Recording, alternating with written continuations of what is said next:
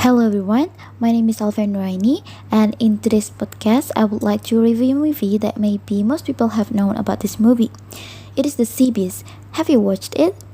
If you have not, listening to this podcast maybe will be a big help for you to decide whether it fits your movie preference or not. Or if you have watched it, we can share our opinions together here. The Sea Beast is a new animated movie that released on this year. It is released on June 24, 2022 and released on Netflix on July 8.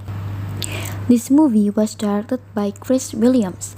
The writers of the screenplay are Chris Williams himself with Neil Benjamin, and it was produced with Jess Klunger.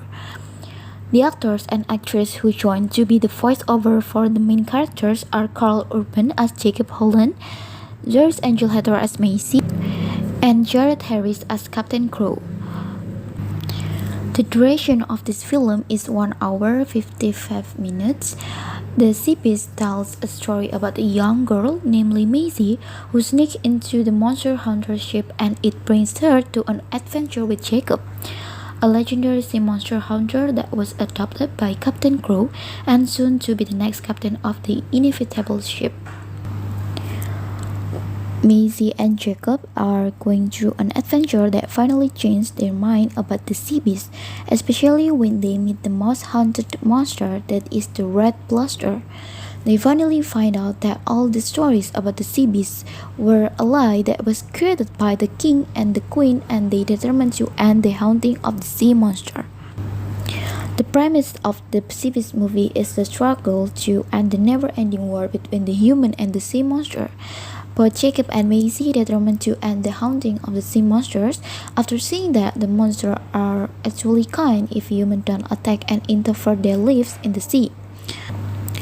Therefore, Jacob and Maisie are trying so hard to end the haunting that only caused a war between the human and sea monster, even though Jacob has to sacrifice his status as a legendary monster hunter and against Captain Crow, who wants to make a revenge toward the Red Blaster. After knowing about the premise, we have to analyze the meaning of the movie by using the narrative theory coined by A.J. Greimas. According to Kananta 2015, the narrative theory of A.J. Greimas was developed by the basic assumption that the narrative text is composed by structural analogies in linguistics that is coming from Saussure and Proust's theory. Greimas also introduced the actance concept, which is the smallest unit in literary works. The concept of three spare opposites also introduced. There is subject versus object, sender versus receiver, and the last is helper versus opponent.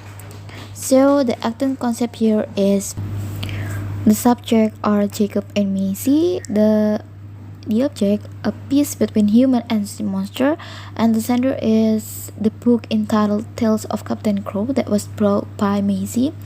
The receiver are the kingdom's people and the sea monsters. The helper are the Red Blaster, the Blue, and Sarah Sharpe.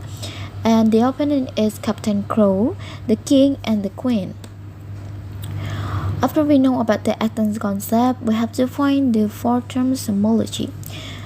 It is find 10 words that are honor, live, war, haunt, sea, hero, right, lie, kind, and human. Based on the four terms homology, the semantic unity or the meaning of this movie relates to war, live, hero, right, kind, and human. From these words, we can find the deep structure of the sea beast struggle of humans to end the war and live in a peace with other creatures.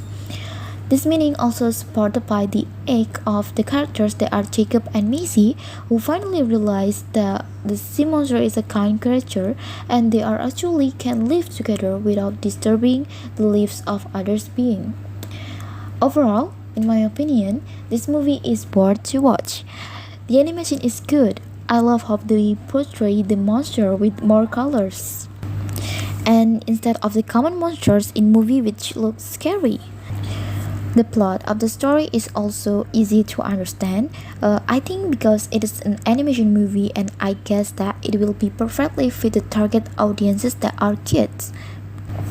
But I'm not sure if if it is appropriate for kids because there are fight scenes and using the weapon. It is better for the kids to watch it under the parental quiet. And what else? Oh, one of the memorable lines for me is hero can be wrong too. It is very amazing and give me a new perspective. I think that's all about the CB's movie review. If you love animation movie, this movie will be perfect for you. Thank you and have a great day.